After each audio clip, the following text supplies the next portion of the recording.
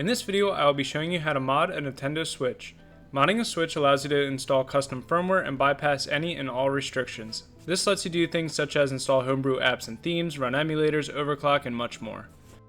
Before we begin, a few items are needed, with the first being the most obvious, which is a Nintendo Switch. Second, you'll need a micro SD card, as well as a way to transfer files from your computer to the SD card, such as a USB to micro SD converter. And the last item you will need is an RCM jig, which will help the device enter recovery mode. In order to check if your Switch is able to be soft modded, you'll want to navigate to the following website provided below. Here, you'll simply type in your Switch's serial number and click search. The easiest way to find your device's serial number is to simply look at the numbers listed below the barcode at the bottom of your Switch. If you receive a green page like this, then you can proceed with the tutorial, as your Switch is not patched and is able to be soft modded. However, if you receive a red page like this, then your device is unfortunately patched and cannot be modded. With that, the first step in this modding process will be to boot up your Switch with the micro SD card already within and head over to settings. To play it safe, we're going to go ahead and enable airplane mode. Likewise, we will head down to formatting options within system and format our new micro SD card.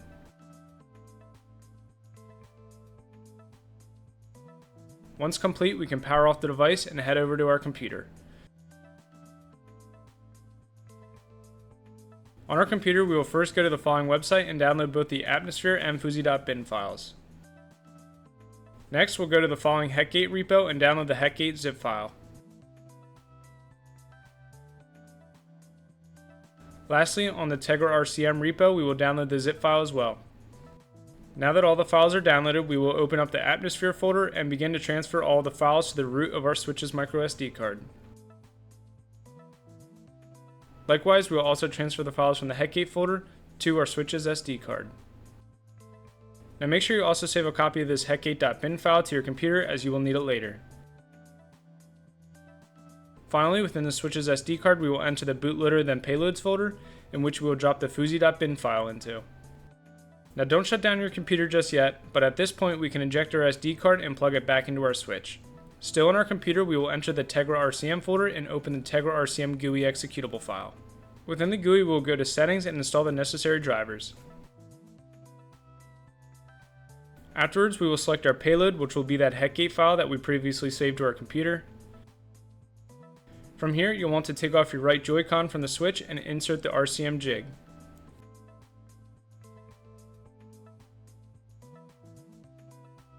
Afterwards, we will plug the Switch into our computer and press the power button plus the volume up button at the same time. If done correctly, you should see that the Tegra RCM GUI has changed from red to green in the bottom left, thus allowing you to inject the payload. You are now inside the Hetgate bootloader.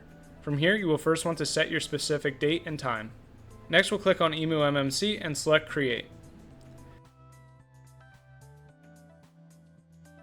For this step, it is up to you if you want to choose SD file or partition. For context, this will be creating a direct clone or backup of your Switch. For me, I'm just going to go with the SD file.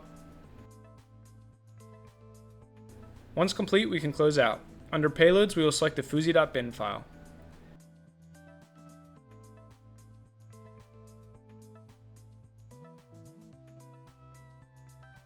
And just like that, we've officially modded our Switch. However, as it stands right now, you do not have any of the cool apps or perks that most people want when modding a device such as a Switch. To get these, you will want to download something like a Hats pack, which includes some of the most popular homebrew applications. To do this, we will first need to power off our Switch and plug the SD card into our computer again. We will then head over to the following site and download their Hats pack.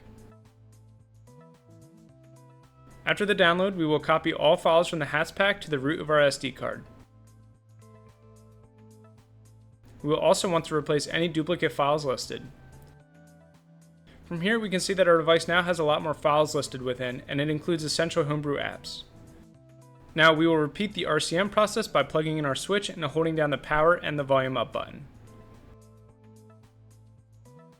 Such as last time, once successful, I will inject the payload. Awesome, we are back in Hetgate. From here, we will actually click Launch this time and select emuMMC.